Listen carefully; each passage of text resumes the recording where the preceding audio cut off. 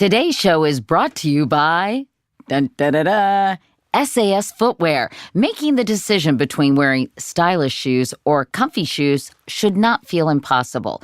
SAS Footwear makes that decision easy with shoes and sandals to keep you on your feet all day in style. So go to www.sasfootwear.com. That's www.SAS, as in Sam, Alice, Sam, footwear.com. Just enter the code Katie for free shipping on your first order at SAS, where style feels good. Is your home an ADT home, everyone? Get ADT, the most trusted name in home security, and help protect against break-ins, fire, and carbon monoxide. And when you're on the go, and this is really cool, you can use ADT Go, all starting at just $28.99 a month for a very limited time. Go to ADT.com/podcast to take advantage of ADT's lowest rate with 36-month monitoring contract. Early termination and installation fees apply, and it excludes taxes and fees. Applies to traditional services only. Certain markets excluded. Licenses available at ADT.com.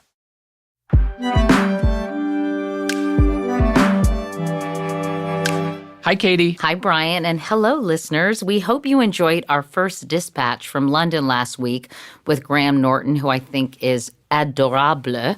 I was just in Paris. As they say, not in London. Exactly. We'll be bringing you more conversations from the UK in the month to come. But today we have another destination podcast for you of a very different sort. Is it like a destination wedding, Brian? Something like that, or more like Robin Leach's Lifestyles of the Rich and Famous. So we recorded this one in a mansion overlooking Beverly Hills. We figured what better place to interview a household name like Dr. Phil than, well, in his house. And let's be clear, this is not an ordinary house. From the rolls in the driveway to the Murano glass ping pong table, Phil McGraw and his lovely wife, Robin, clearly relished their creature comforts and each other. We've been married 41 years. Almost 42. Yeah, almost 42, been together 45.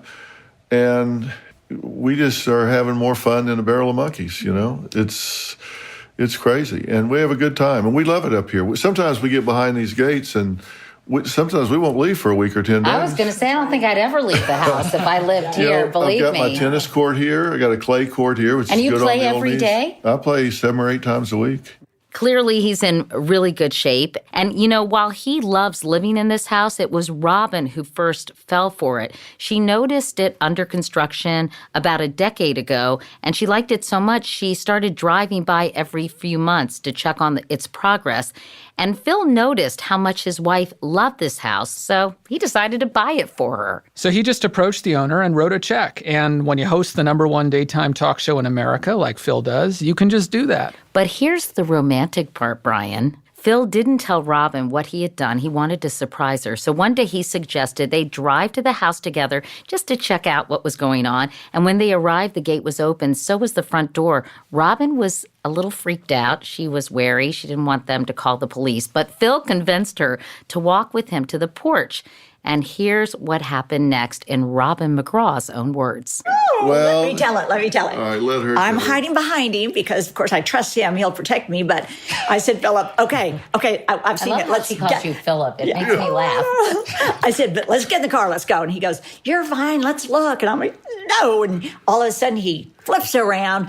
He picks me up in his arms, carries me over the threshold, and says, welcome home. I just bought you this house.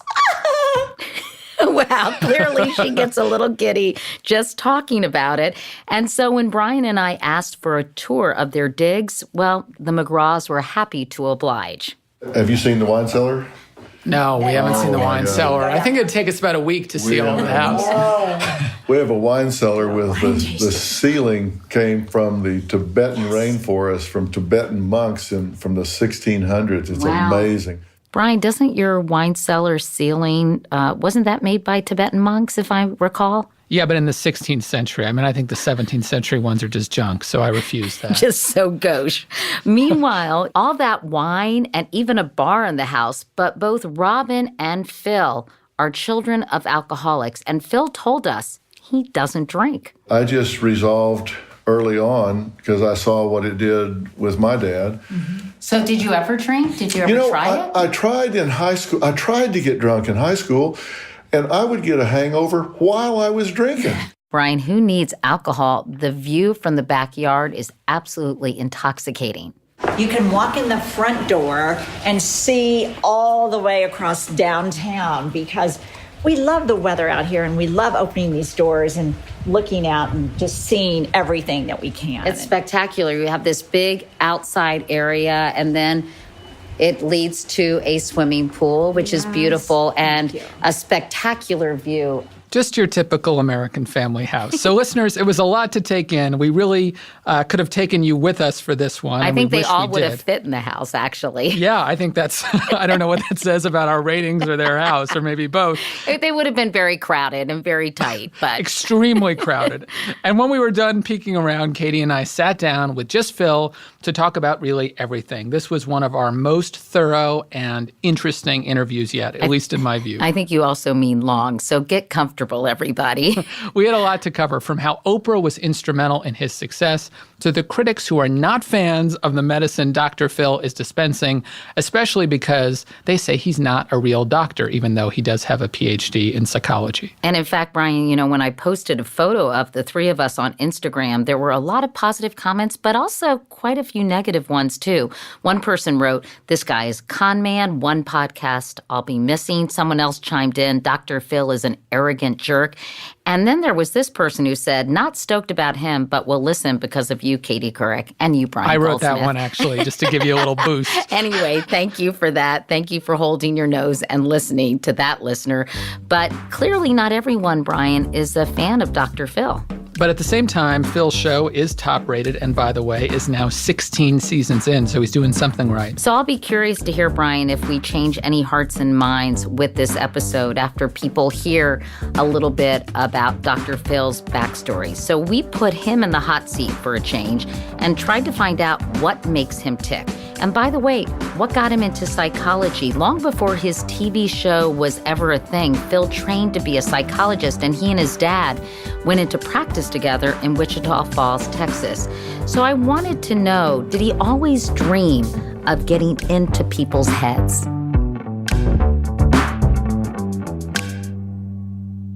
There was a specific time, I can tell you the specific moment that I got interested in it.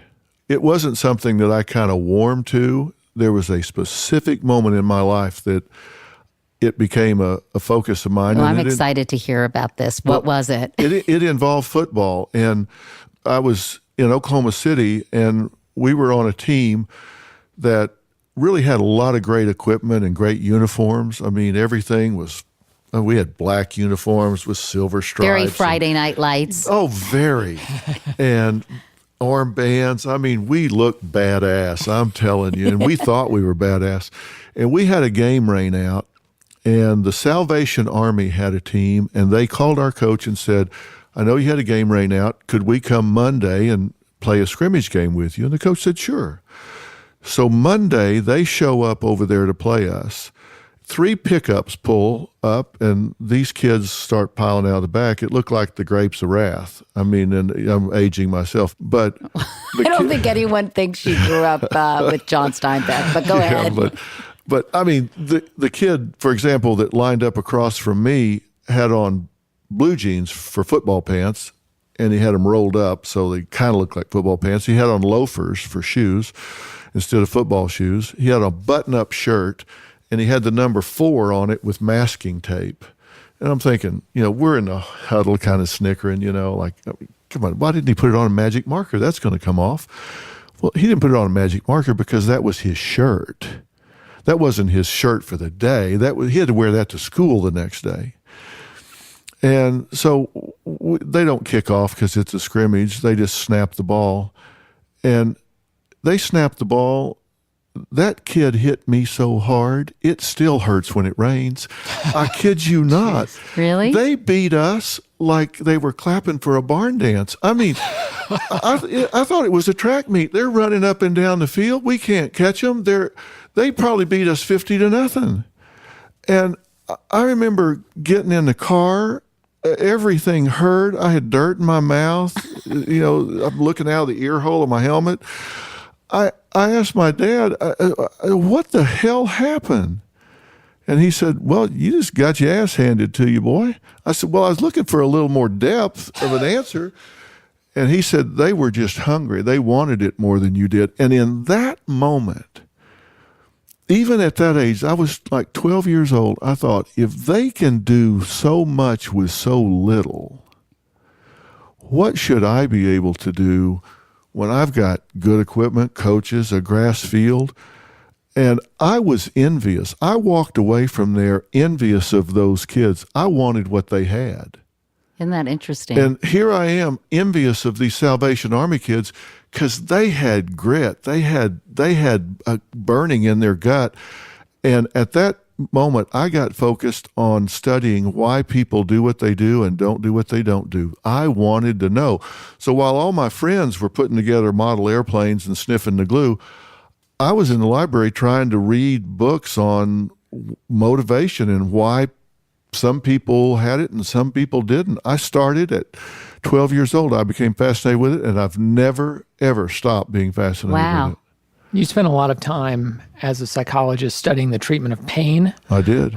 Which obviously is a very big issue these days, not just with opioids, but according to the NIH, more than 25 million Americans experience chronic pain, which is pain every single day for the last 3 months. I don't think people who don't have pain realize how debilitating and depressing it is. What do you attribute this epidemic of pain to? Well, it's interesting that you bring that up. Robin and I just got back. We testified before a joint committee, a bipartisan committee in Congress last week about the opioid crisis, and particularly with regard to addicted mothers and their children, either that they're pregnant with or have just had, and what should happen to them, because I feel very strongly about that. But there's organic pain, and then there's pain that is perceived, and there's two very big differences there. And I used to run a pain clinic inside a hospital, and there are so many alternatives to the management of pain besides opioids and these other painkillers, but medicine has become a high-volume business, and it takes time to teach people neurotherapy, biofeedback, do cryotherapy, do other things to manage pain. That takes time. It takes 2 seconds to write a prescription, and there are enough opioid prescriptions right now for every person in America to have their own bottle.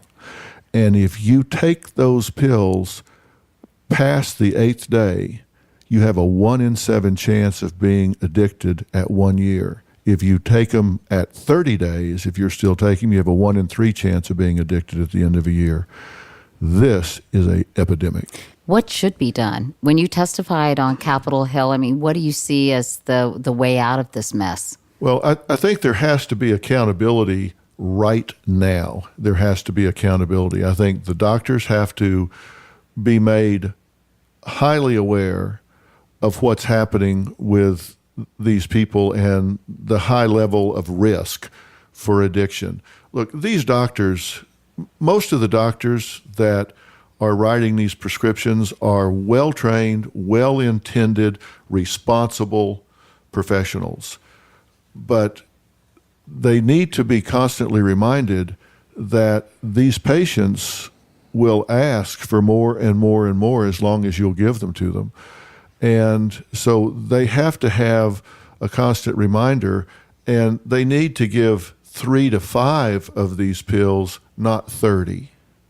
And then the manufacturers have to be held to account in that regard. And because what's happening now is you have a whole new population of heroin addict in the suburbs because they take the opioids for a period of time and then they stop taking them because heroin's cheaper. Right. So you've now got soccer moms on heroin because they can't afford the opioids. It's a whole terrible. New population of heroin addicts. It's really a and terrible you spoke about issue. the danger of mothers and fathers who are addicted and maybe the mom was addicted while she was pregnant, Right. or they're addicted while they have a young kid.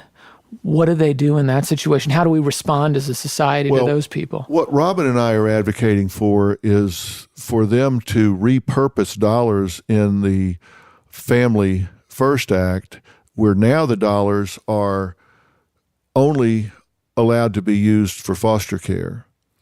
And what we're advocating is that instead of using those dollars for foster care, put these mothers in family-based residential treatment where the baby stays with them.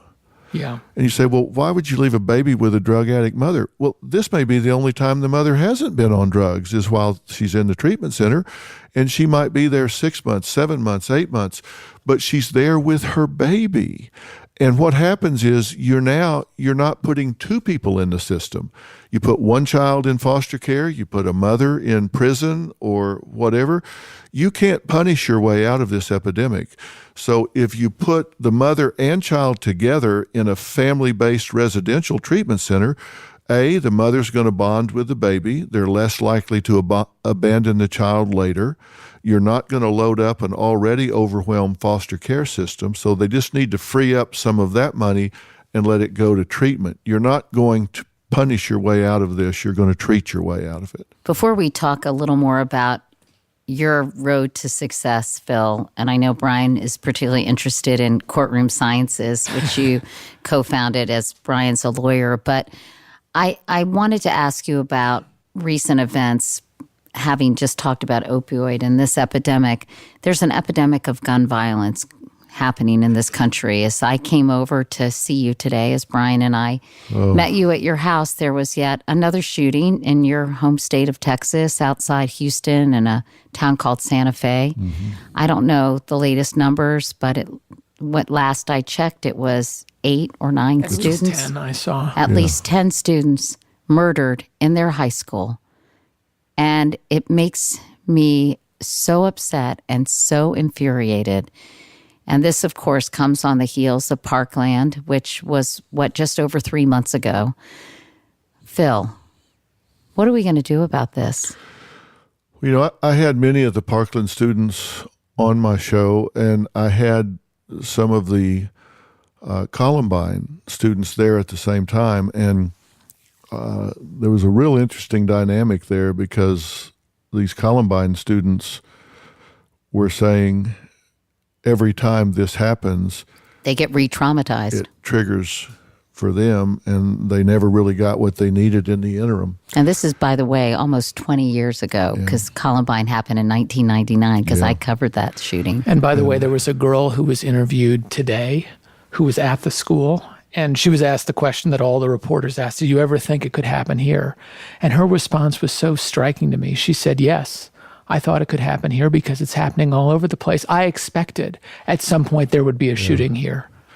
I think there have been, we can look it up right quick, but I think there have been close to 30 school shootings so far this year. It's like one a week, I think. Yeah, something that's just terrible. Here's the problem. From a psychological standpoint, we absolutely do not have the ability to predict who's going to do this. And you can say, well, if anybody has a history of mental illness, don't give them a gun. The mentally ill population has a lower incidence of violence than the general population. I know, and it infuriates me when people say it's mental illness because that is such a red herring. Yeah. And it also stigmatizes everyone with mental illness. And but there are you're mentally right. ill people in every country, but they don't have this gun violence problem. Yeah. So what is That's the solution? Not the answer. I think what we have to do is have an intelligent conversation about this instead of a political yelling match about this. Because Amen. Right now, you've got people on both sides of this issue that take something like this and politicize it. I think what you have to do is start out by saying, let's see what we agree on.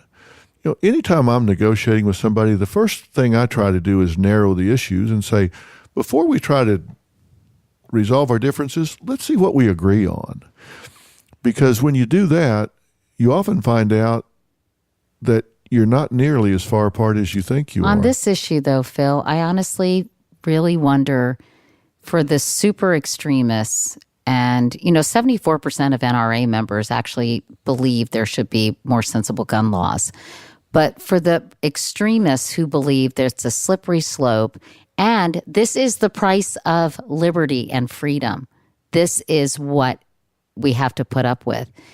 There's not much of a Venn diagram between the two groups. So that doesn't mean there can't be. I mean, look, is there any theory under which somebody needs an AK-47? Is there any theory under which anybody needs an assault rifle? I don't care if you're the most staunch Second Amendment supporter in the world. Is there any reason that there is a recreational use, a Second Amendment justification for an AK-47, where you can put out so much lead, so much death in a short period of time? Let's find out. There has to be some sensibility that comes along with it. You can't have rights without responsibilities. And you can't say we have to throw out the amendment.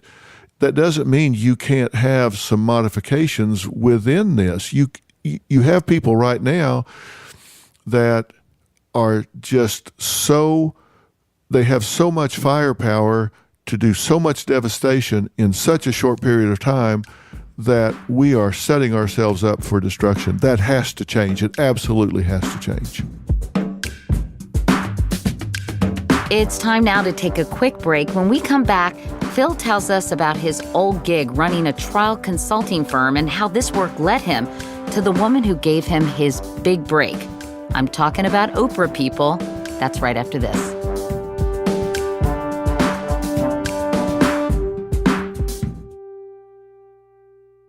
Brian, do you like to be up on what's going down? I know that I do. When I'm not listening to podcasts, I'm a magazine junkie. I mean, for example, I love to read The New Yorker, Fast Company, Rolling Stone, Time. I mean, there's so many, The Atlantic, there's so many fantastic magazines out there. But, you know, that's a lot to get through. And there's a really efficient, easy way to make sure you're not missing some of these great articles. And a much less expensive way to boot. You can get all the magazines that matter with Texture. What's Texture? Well, it's a great question. Texture is the magazine app. It offers more than 200 of the best magazines all in one place. You get complete issues. You can get back issues anytime, anywhere, all in one app without that huge stack of magazines, to schlep. I read an amazing article this week on Texture in New York Magazine, for example. It was kind of a ripoff of my National Geographic episode on technology, but it was about the writer's date with a robot, my robot, Henry. And so it was really fun for me to read it because it was on the cover of New York Magazine. It was ripoff! Oh, excuse me, sorry. But I enjoyed reading it on Texture. It was literally your robot? It was Henry. Wow. Two-timer. Yeah. To start your 7-day free trial, go to texture.com/Katie. Why wait to start reading the latest issues of all your favorite magazines? Try Texture for free today at texture.com/KATIE. That's texture.com/Katie and start your free trial. Katie, support for today's show comes from Bombas, which are the most comfortable socks in the history of feet. In fact, Brian, after 2 years of research and development, Bombas has re-engineered socks with innovations to make them way more comfy. The honeycomb arch support system, for instance, provides extra support where you need it the most, while stay-up technology ensures that socks stay in place but never leave a mark, which is my pet peeve. I hate when my socks go down into my shoes. It's very sloppy. It drives me crazy. I love Bombas socks. I actually wear them all the time. Really? I mean, I'm sure people assume I'm just working out constantly, but when I do, I wear Bombas socks. Because the super soft cotton material keeps you warm in the winter but cool in the summer. And I know you sweat up a storm in the gym. That's true. I'm Brian. more sweat than man. Better yet, because socks are the most requested item in homeless shelter, this is something really nice. Bombas donates 1 pair of socks for every pair they sell. Over 7 million pairs so far, so good for them. And now, by the way, we're very excited to tell you listeners of our podcast can get 20% off their first order. Just go to bombas.com/Katie and use the code Katie. That's Bombas, BOMBAS.com/Katie, and use the code Katie to get 20% off your first order. And now back to our interview with Dr. Phil McGraw. In 1990, you took a turn in your career. You co-founded a company called Courtroom Sciences, Inc., predating CSI. You had the original CSI, Right. which was a trial consulting firm.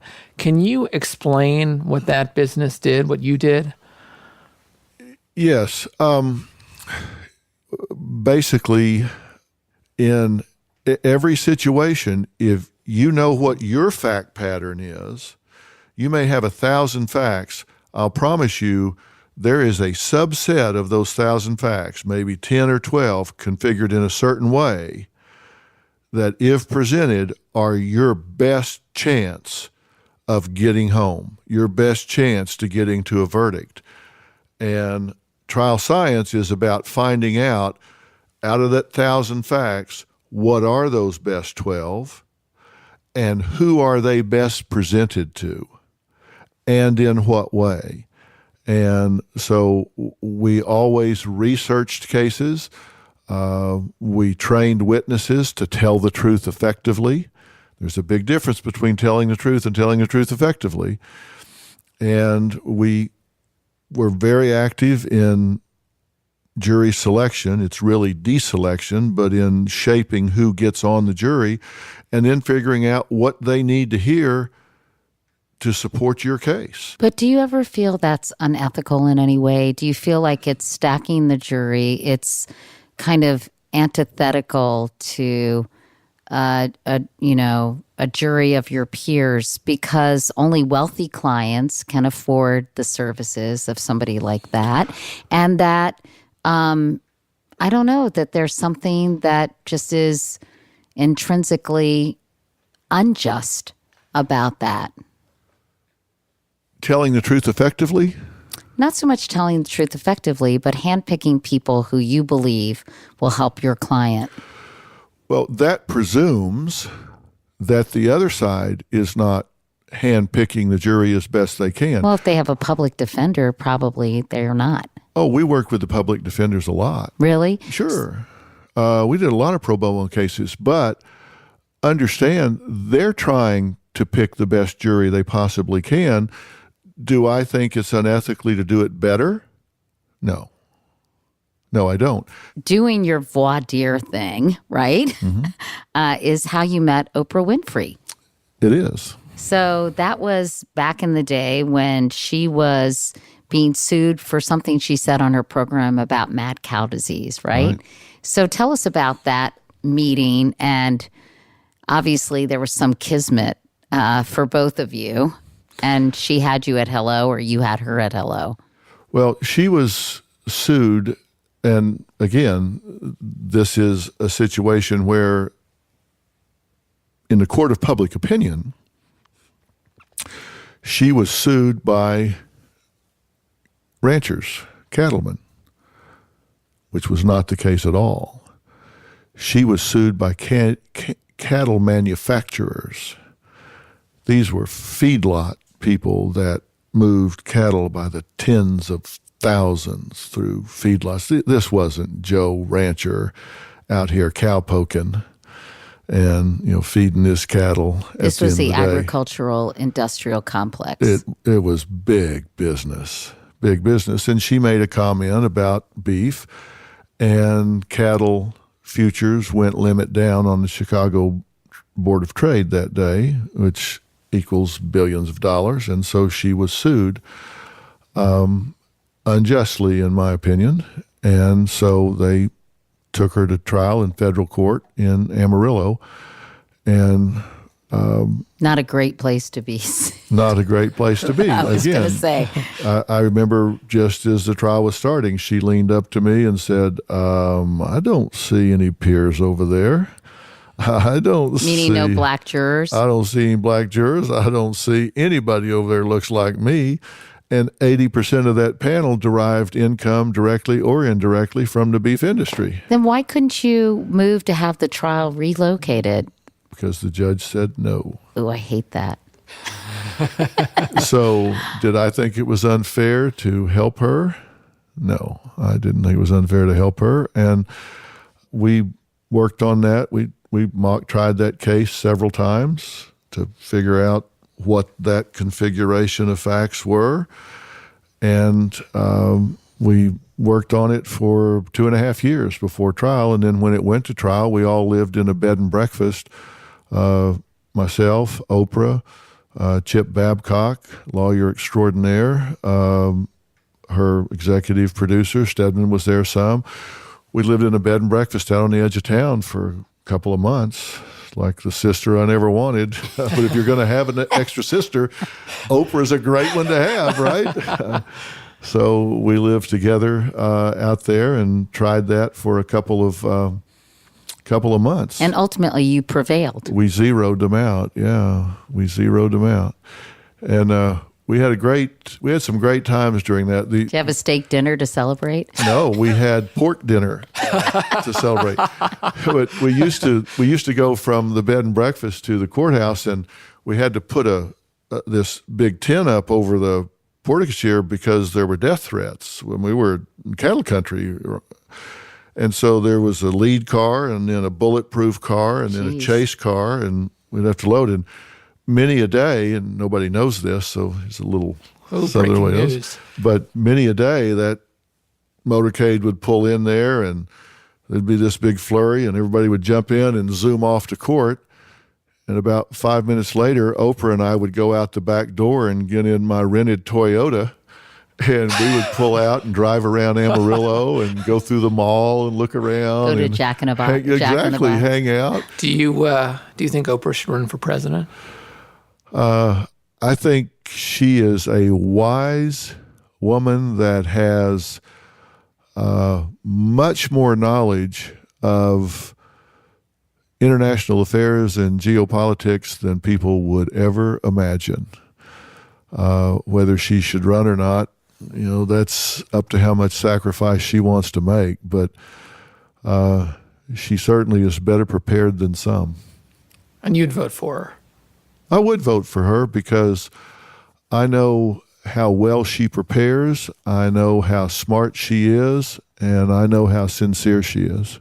So you published the first of 9 best-selling books soon after you worked with Oprah. And so many of your books deal with the challenges families face, especially married couples. We talked about the amazing marriage you and Robin have. Katie and I are both married, obviously. Not to each other. No, I don't think anyone made that misunderstanding. So what are your top 3 or 4 pieces of advice on developing or maintaining a happy marriage? I think first off, preparation. I think everybody should go through premarital counseling. And by that, I mean work out what the challenges are going to be ahead of time. You need to figure out where you both stand with your expectations on family, children, finances, in-laws, religion, geography, division of labor, all of those things. I don't think you should ever get married till your intended has had the flu. I mean, if you don't see them in their worst possible light, you don't see them throwing up and sick, and I mean, you got to see them. Marriage is not a date. It's not 365 dates put together, and that's a year. You got to see them in their most unflattering light. But you certainly need to go through marital counseling. And, it's not what happens in life that upsets people. It's violating their expectation of what was supposed to happen in life. If you go into marriage and you think, my wife's going to meet me at the back door every day with a martini and a big smile on her face, or wrapped in saran wrap. Yeah, exactly. It's like every evening at my house. Yeah. My husband is, he's just going to take me out dancing every week. Look, and then you get in a marriage and you have division of labor, you have to go on a budget, you have kids getting you up at night, you're going to think, oh my God, this is horrible, and you're going to label it a failure. But if you expected those things to happen and then they do, you go, yeah, this is about what we expected. We're doing okay.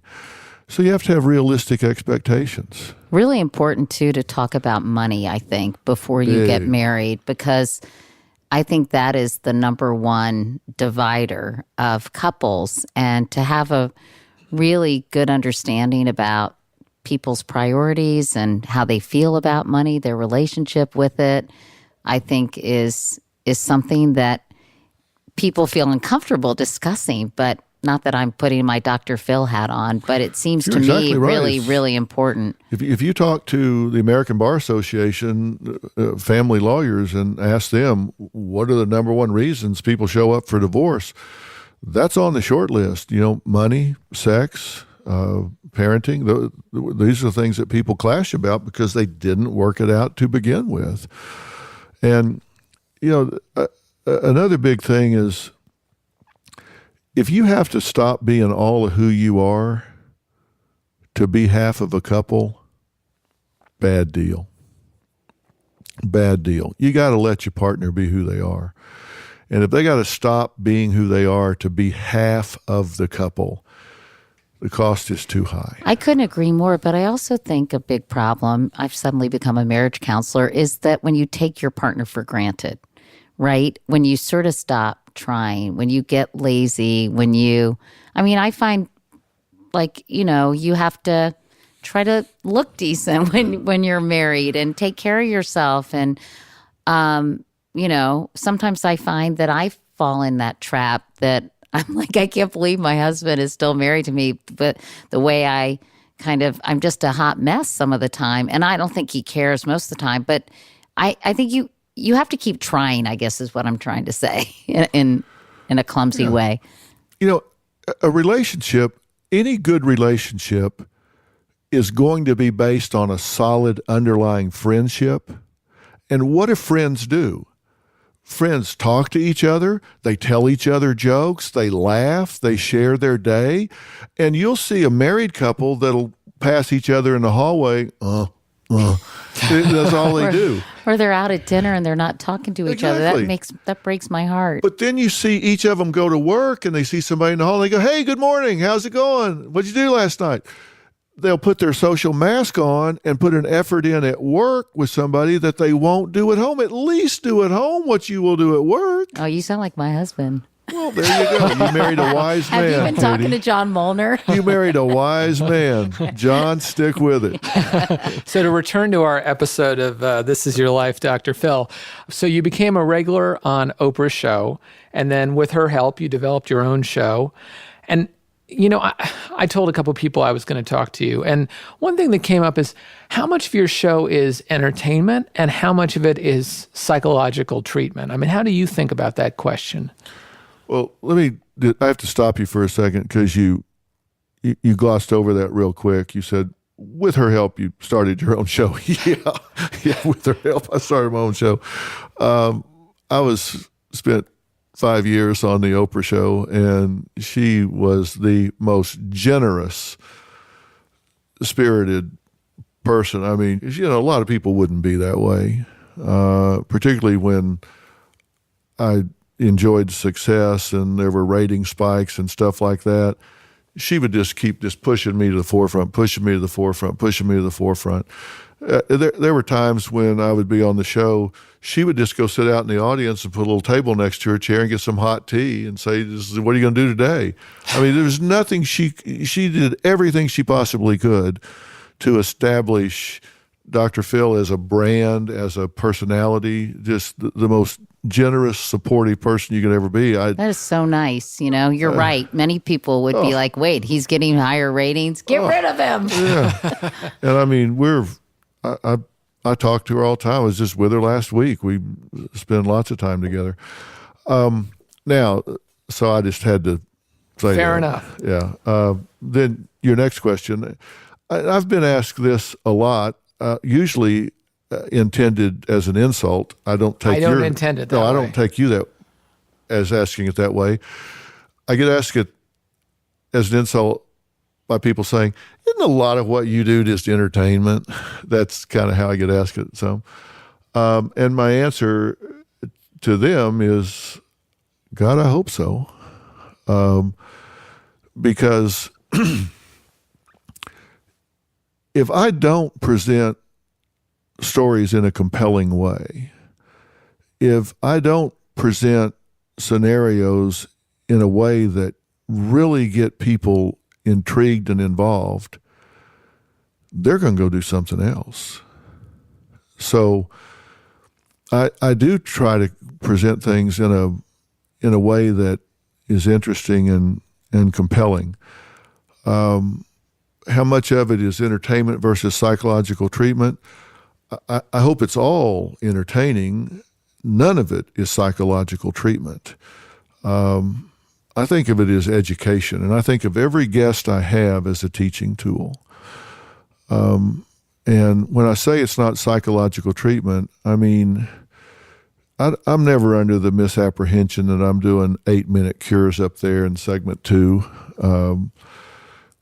People ask me sometimes, Dr. Phil, do you think problems are as simple as you make them out to be? I don't think problems are simple at all. I think they're often very layered. I think they're often comorbid. I think they occur in parallel with different disorders happening at the same time. I think the solutions are often very simple. I think we make the solutions too complex sometimes. It's kind of the old joke. You go to the doctor and says, it hurts when I raise my arm like this. And he says, well, then quit raising your arm like that. You're fixed. Give me $10 to go home.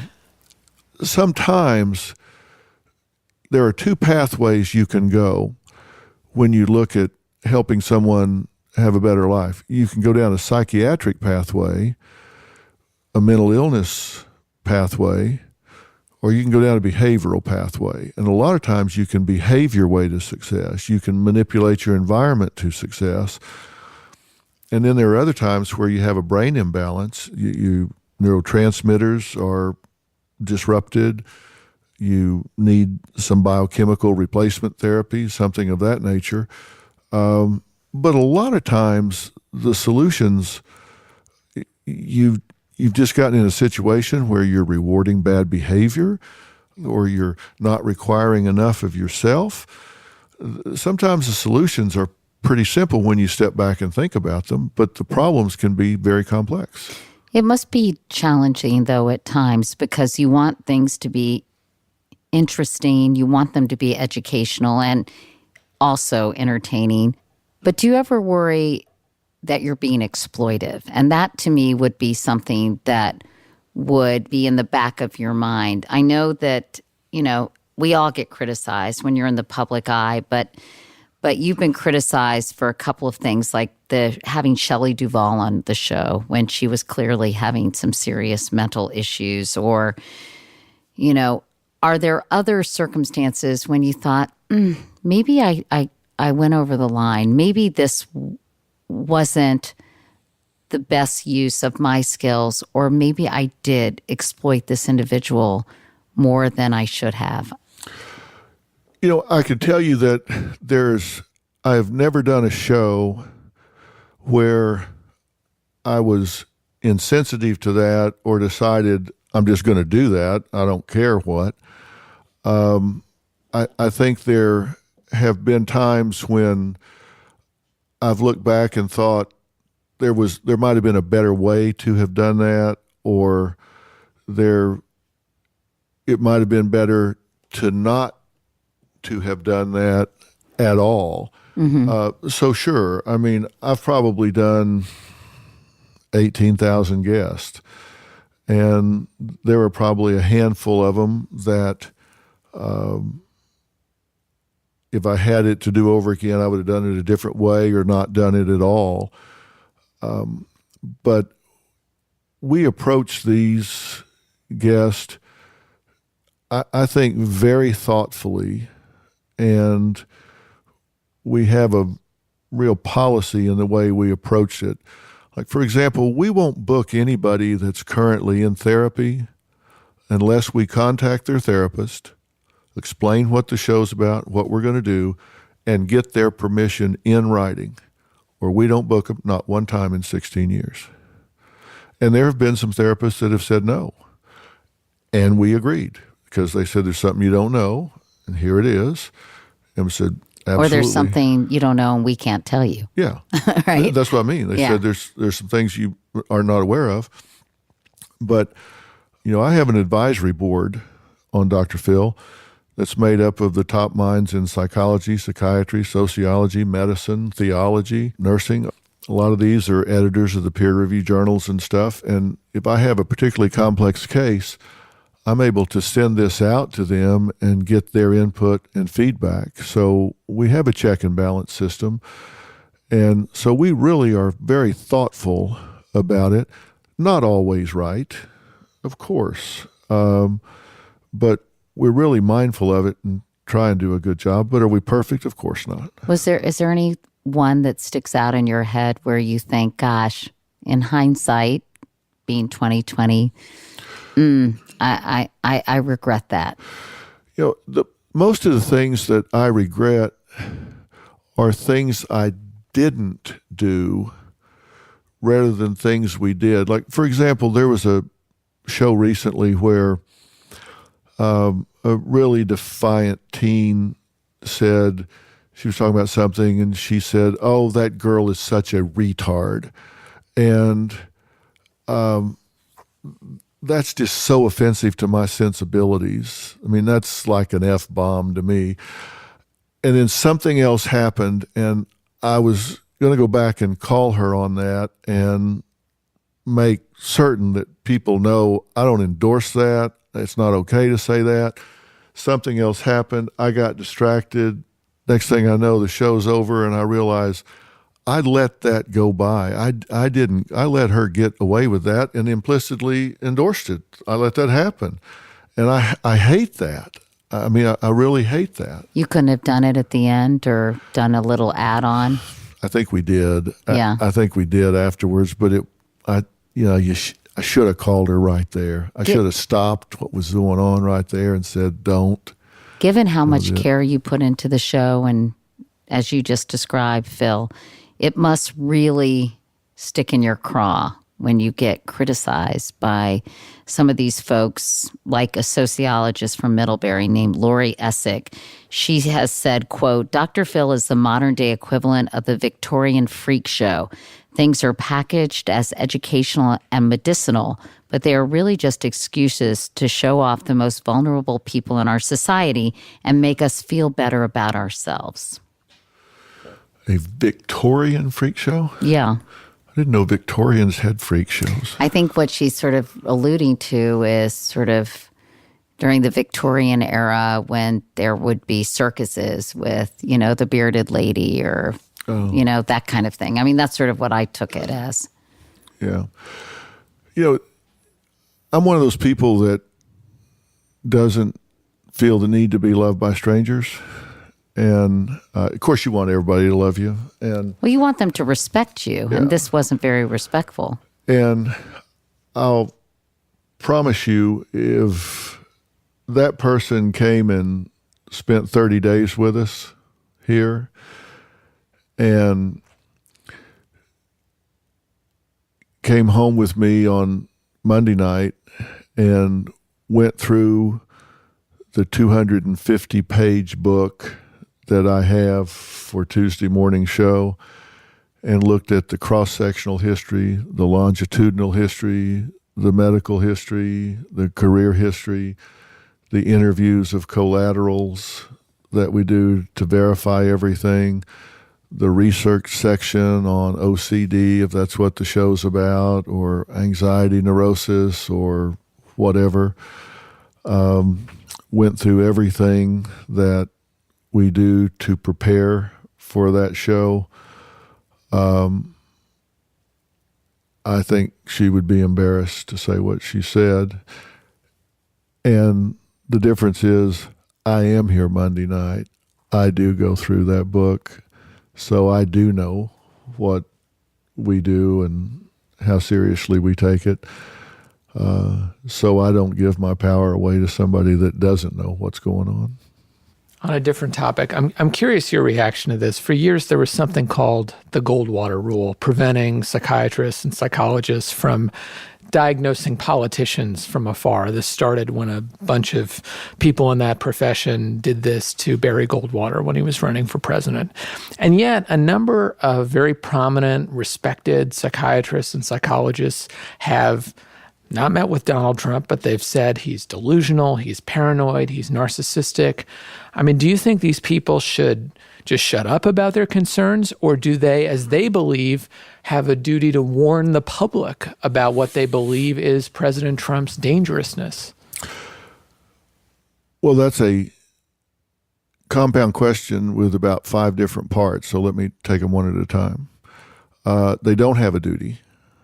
The Tarasoff decision is very specific about the duty, and in order for them to have a duty, there has to be a specific threat against an individual that they consider to be legitimate. And at that point, they have a duty to warn either the police or the individual. And that Tarasoff decision is a California decision, and that certainly is not the case with Donald Trump. So there's no duty for them to warn. Now, they may feel like they have a moral duty, but that's in violation of the canon of ethics that they swore an oath to when they went into practice. You cannot diagnose someone from afar. And if you took all of the transcripts from my shows across 16 years and you did a word search on, I cannot diagnose you here, it would probably come up 1,000 times, because I want to make it very clear, they haven't even met him. And I'm sitting there with the person and I say, I can't diagnose you here. To do so, I would have to do a very elaborate interview, probably a set of psychometric tests, maybe some lab work. I mean, there'd be a lot of things I would have to do that I can't do here in 42 minutes and 18 seconds between commercial breaks. You can't do that. Now, they haven't even met him. I have met him many times, and I can't diagnose him. What they can say is, generally speaking, I observe behaviors that cause me to be concerned about what he might be capable of doing. They could say, I can't diagnose him, but if I was going to, I can tell you the short list of my considerations would include narcissistic personality, impulse control disorder, paranoia. They might say these are things that would be on my short list, because the diagnostic process is a differential diagnostic process. You start wide and go narrow, right? Well, I think they kind of have done that with those caveats. I don't think they've said, without a doubt, he is a malignant narcissist. I think they have used those caveats, but they have said pretty much in no uncertain terms have made that caveats, and some of them haven't. Yeah, but do you? So you don't have a problem if people say this behavior seems to me to be consistent with blah blah blah. I think anybody can opine about someone else's behavior. I think when you're a professional, that opining is going to be looked at differently. So I do think they need to make those caveats. I've been asked, do I think he's a narcissist? And I've said, well, here are the diagnostic criteria. Make up your own mind. Let people make up their own mind. I mean, his behavior is certainly out there for people to see, but I don't think anyone really is in a position to know what all is going on with him. I think we can say that his behavior is certainly atypical for a statesman. Do you worry about his behavior, Phil? Not only as a psychologist, but also as an American? Yeah, yeah. I did not in the beginning, and I'll tell you why. I've always thought of the president as being kind of a committee function. I mean, didn't you really think there's checks and balances around a person like this? There's going to be a chief of staff, and there's going to be secretary of state. There's going to be a people around that if somebody starts going a little rogue, they're going to, hey, come here. Inhibitors. Right.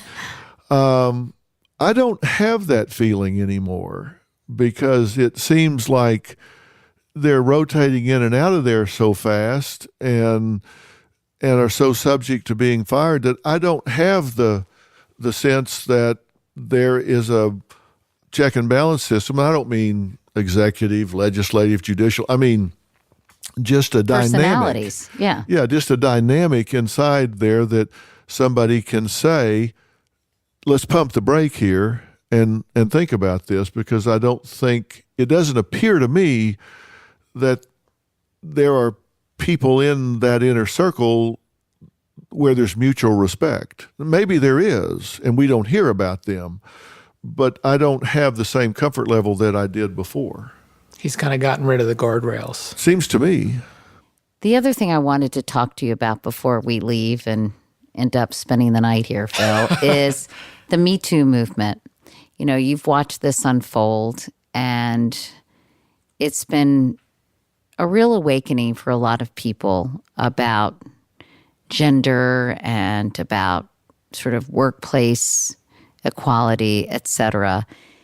And I would love to get your views on this movement and if there's anything about it that concerns you.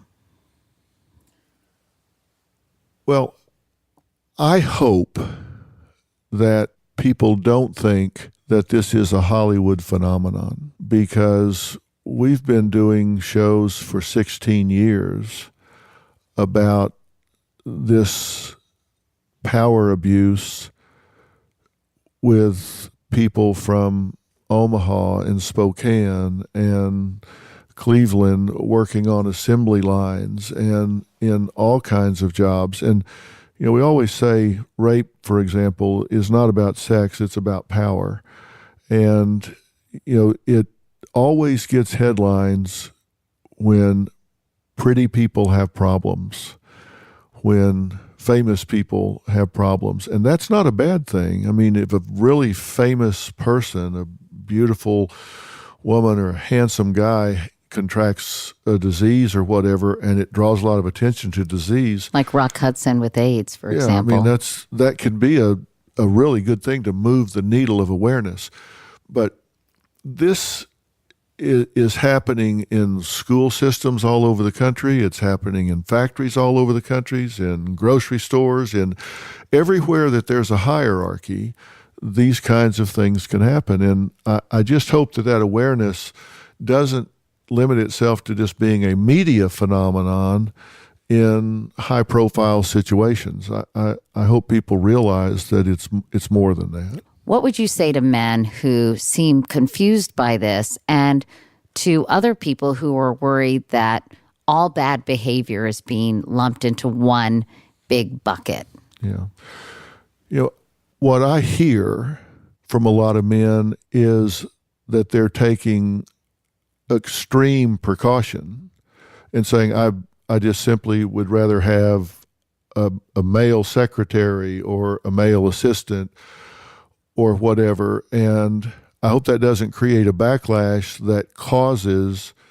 that hurts women ultimately. Yeah, exactly. That causes young women to be left out of meetings, left out of dinners where deals might be made. If something's being negotiated sometimes at a dinner meeting or something, or a position is being filled and there's a backlash and they're not considered for that position because they're afraid of the exposure. I hear that a lot too. Yeah. I hope that doesn't happen. But I think the pendulums always swing, and they go to the extreme, and then they tend to settle back in the middle, and I hope that happens. So you've become and I'm not sure how many people know this, like a one-man entertainment empire. It's not just your show. You're like Merv Griffin, for crying out loud, Phil. You've got a startup with your son called Doctors on Demand. You've got the CBS drama Bull, which was just renewed for a third season, and it's based on your history as a trial consultant.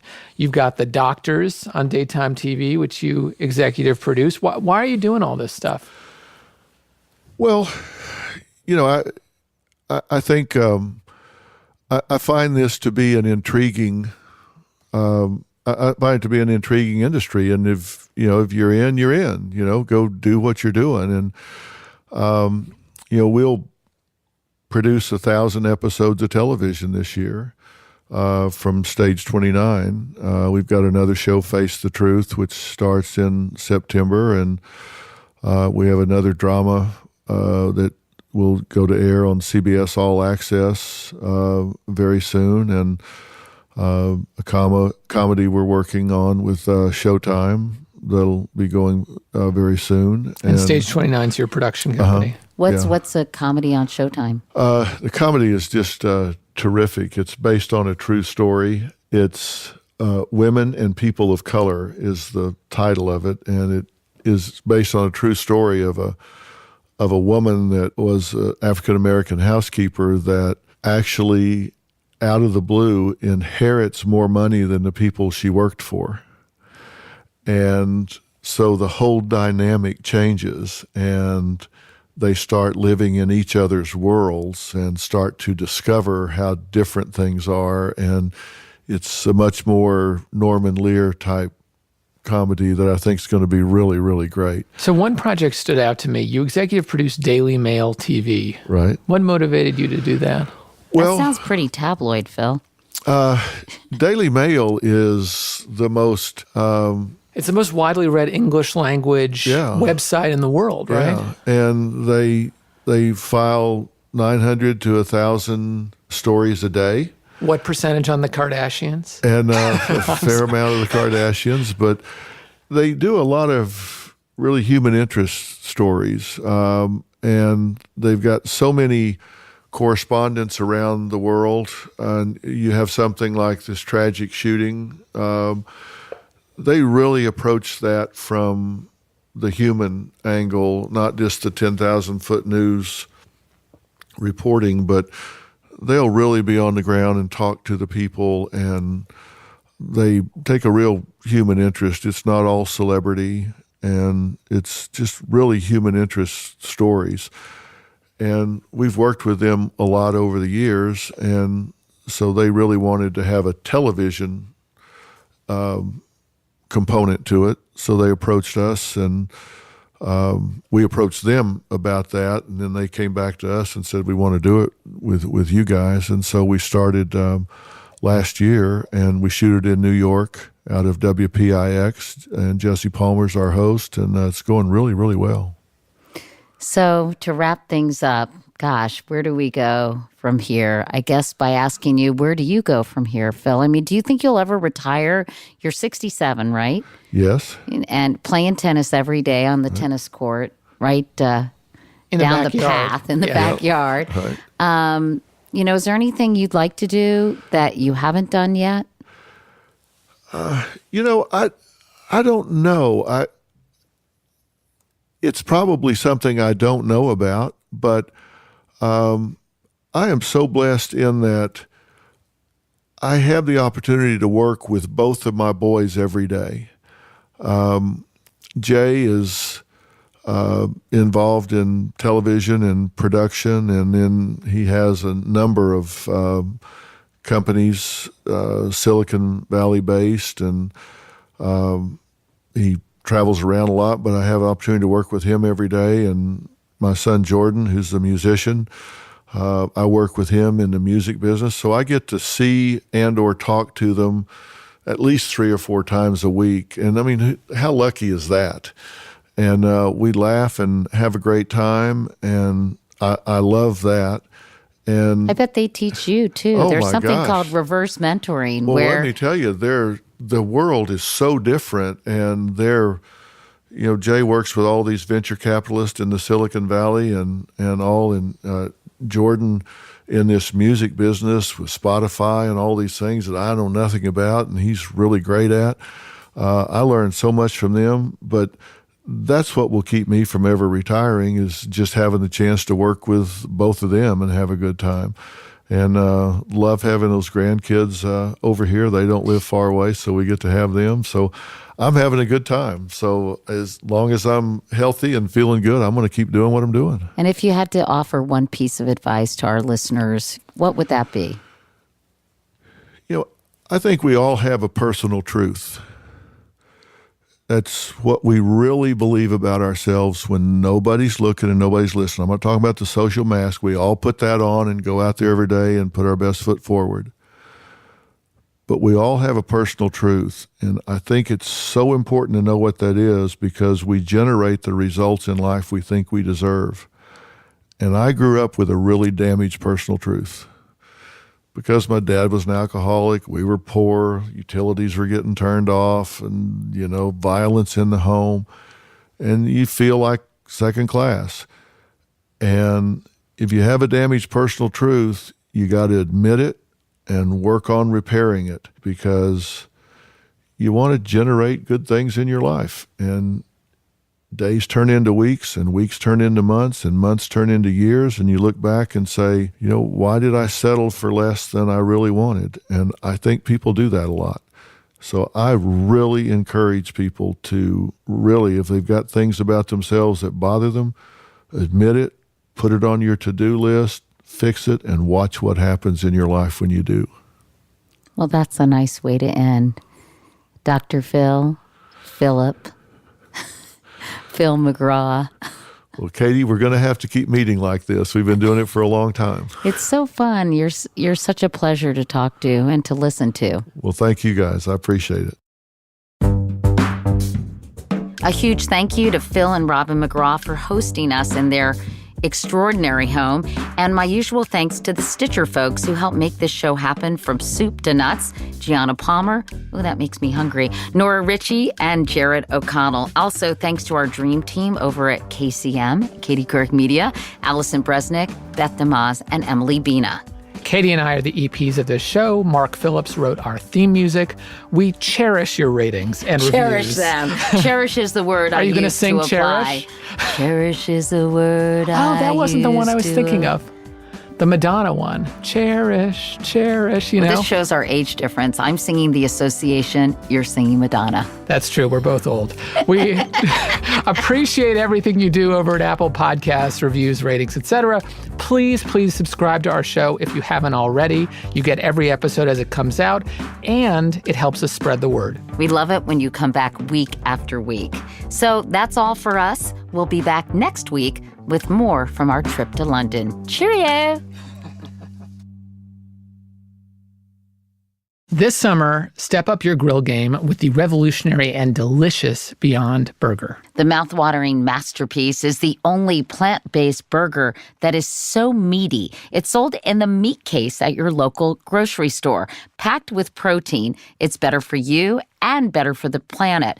And it will satisfy even the most ravenous of carnivores. And I'm a ravenous carnivore, Brian. I know you are too. Indeed. So this sounds like a much healthier alternative for us. Are you ready to taste the future of protein, Katie? I'm ready, baby. Visit beyondmeat.com/Katie to find a local retailer near you. That's beyondmeat.com/KATIE. June is National Dairy Month, the one month of the year to celebrate all things dairy. And as a dairy aficionado, I appreciate that. In the spirit of National Dairy Month, the team at Undeniably Dairy put me in touch with a guy named Nate Chittenden. He's a dairy farmer at Dutch Hollow Farm in upstate New York. We asked Nate about a typical day at the dairy. The day itself starts on our farm at 3 a.m. The cows get milked 3 times a day. It takes about 6 hours to milk all the cows, so you multiply that by 3, and you've got 18 hours where people are just milking the cows. But the job itself isn't too bad, and the cows spend about an hour working plus commute, and they spend the other 23 hours lounging. Here in upstate New York, we have a growing season that goes from April to October, really. So during this time of year, we are planting corn and seeding down fields with hay and soybeans and other crops, And weather is everything, and Mother Nature is not always the most cooperative coworker. So you mention all the time the cows spend lounging. And I know people talk a lot about responsible production. Can you share with our listeners something about, the lifestyle of the cows and also the environmental plan you put together to make sure that you're not polluting the environment? Yeah, so our cows spend most of their day in what we call a freestall barn, where they're never more than 10 feet from a comfortable spot to lay down, a clean, dry area. They're never more than 10 feet from all the food they could ever care to eat. Their source of water, they have shade, they have shelter. They are never getting rained on or never have the hot July sun beating down on them. Our barns are usually 20 or 30 degrees cooler in the summertime than it is outside, and they're 20 to 30 degrees warmer in the wintertime than outside. From what Nate was telling me, it seems like the humans are spoiling the cows on the farm and not the other way around. And Nate's unique approach to dairy also has a lot of environmental advantages. The one thing I do know is that in dairy, cows today are making more than twice as much milk, and I think it's about half the carbon footprint of the days of when my grandfather farmed. The modern technology that we use has optimized the ability for us to produce food to feed our nation at minimal cost to the consumer and minimal environmental harm. We're trying to feed people. We're producing food. There's a reason that Americans spend so little money of their percentage of their dollar on food, is because we are so good at doing it. And not only do we produce it for our own country, but I think a third of the food that we produce in our country is exported. We're feeding many other people in other countries. We can't do that by being wasteful. Stay tuned for next week's conversation with Nate, brought to you by Undeniably Dairy. And remember, dairy is beneficial for all ages because it provides the essential nutrients like protein and calcium that your body never stops needing. Happy National Dairy Month, everybody. Hear more stories at undeniablydairy.org/devoted. Stitcher. Of course, I know that Phil's from Oklahoma and North Texas, right? Right. And I was thinking, you kind of loaded up the truck and you moved to Beverly. Yeah, that's right. Hills, that is. Yeah. Black gold, swimming pools, movie stars. That's right. Now we're behind the gates. I mean, right? Welcome to Golden Acres, a slice of suburban heaven where rumors spread faster than HPV. Oh my God, did you hear? Wait, what are you talking about? What are you talking about? I think we're all probably talking about the same thing. Introducing Gossip, a brand new podcast from Stitcher and New York Times bestselling author Allison Raskin. Follow three unlikely best friends as they meet every week to break down the latest rumors about Golden Acres. I can't stand a small town. People have nothing better to do than make up stories. Their peers. Celeste is a classic alcoholic. Just go to rehab, no one cares. And whether or not the local priest is a serial killer. I'm telling you, Father Williams doesn't smile with his eyes. Gossip premieres on June 14th. Subscribe now in Stitcher, Apple Podcasts, or wherever you listen. For more info, go to gossippodcast.com.